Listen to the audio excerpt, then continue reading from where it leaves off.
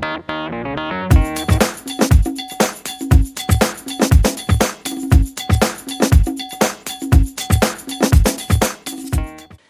afternoon. I'm Patty Cullen, President and CEO of Care Providers in Minnesota and the backup Inside Scooper. Our two lobbyists are at the Capitol right now because the House Health and Human Services Omnibus Bill spreadsheet and materials were released this afternoon, and so they're doing a walkthrough of the bill, and that's where our lobbyists should be. So let me just give you a little overview on where we are during the session, and then I can send you to the legislative website if you want to look up the 300+ page bill and the 50-page spreadsheet that goes with the bill. Where we're at in the legislative session right now, we're heading into third deadline. Third deadline means all of the bills have to have been heard in the policy committees of the House and the Senate to be alive, and those bills with financial impact have to have been heard in the omnibus or in the finance committees of the House and Senate. As is tradition, most of our issues are wrapped into what we call the Omnibus Health and Human Services Bill, and Representative Matt Dean is chair of that committee in the House, and he is reviewing the overview this afternoon. Next week, we anticipate that Senator Tony Lowry, who heads the comparable Finance Division in the Senate, will be reviewing the Senate Omnibus Bill early next week. So by the end of next week, we will have the full positions on all of the issues that are in the House and Senate Omnibus Bill relating to health and human services. So let me highlight what's in the House bill that we know of and to give you some predictions on what we can see going ahead. As a warning, I'm a little more long-winded than the lobbyists, so sit down and hang on for the ride. So the House bill, I would say, is one of the most unusual bills I've ever seen in my dozens and dozens of years of lobbying, in that the House chair took virtually zero of the governor's recommendations in his budget, in their budget. And since there's nothing matching up, we envision that it's going to be a big old fun time to try to negotiate the health and human services provisions that the governor has put forth in his budget and supplemental budget, that the House is going to put forth and the Senate's going to put forth. In spending, terms of global spending levels, they're about $1.5 billion apart. That's $1.5 billion apart in spending. That's a lot of money.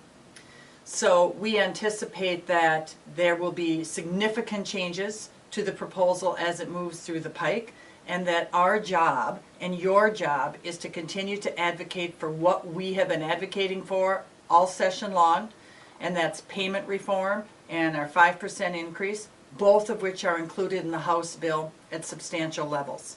So the House Omnibus Bill takes our payment reform proposal, and with a few exceptions on some amendments that we already described in the Action newsletter, which I'm sure you all read last night, it's pretty intact with our reform proposals. They funded at about $138 million for the biennium. They also are funding our workforce initiatives at about $1.5 million for the biennium. Two significant wins for our membership and for your advocacy and our advocacy. In addition, our home and community-based services members have two wins in the House Healthcare and Human Services Bill. One, there's a 5% one-time increase that has to go towards staffing for the first year of the biennium. And secondly, for those folks that have elderly waiver service, we kept intact in our payment reform proposal the bridge to EW caps. So as nursing facility rates go up, so will the caps for the elderly waiver program. This funding of $138 million was done in a bill that had a budget target of about $1.2 billion cut.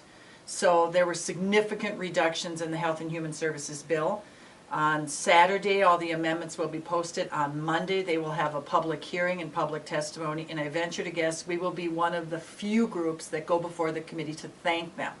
So we are urging you right now, over the weekend, next week, to thank your House member for the payment reform proposal that is funded in the Health and Human Services Omnibus Bill. Avoid the politics on everything that was cut.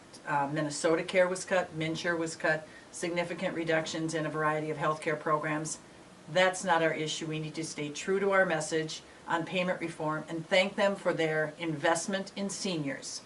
Investment in seniors. You just thank them for their investment in seniors. So that is the highlights of what's in the HHS bill. Significant amount of funding.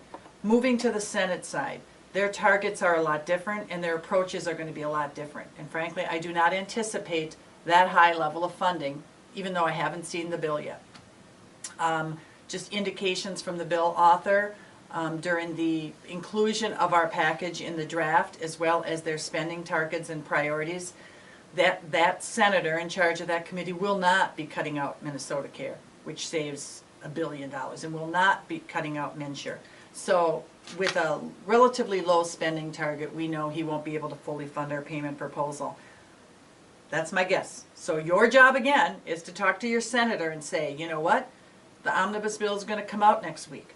We encourage you to think carefully about investing in seniors. We hope you support Senator Lowry and his bill that invests in seniors without getting into the politics. The governor's office is the third leg of the stool here, and I would copy the governor and email the governor as well and say, Governor, we know that your supplemental budget gave some investment in seniors and that you're open to do further investment in our payment reform proposal. We urge you to have an open mind as we get to the end. We've got a couple weeks left of session. We believe they will be done around May 18th. We don't think they're going to go long, even though there's a lot of contentious issues because there's some restrictions with capital construction. They really do need to be out of there by June 1st, or there's going to be significant payment issues involved. So you do your advocacy, we'll do our advocacy, and you'll get an update next week. If you want to see the exact language and the spreadsheets, go to the legislative website, which is www.leg.state.mn.us, and click on House, click on the Health and Human Services Finance Committee. On that home page will be all the documents if you want to take a look at it. So thank you for listening. Sorry for the long-windedness, that's how I roll. This is Inside Scoop.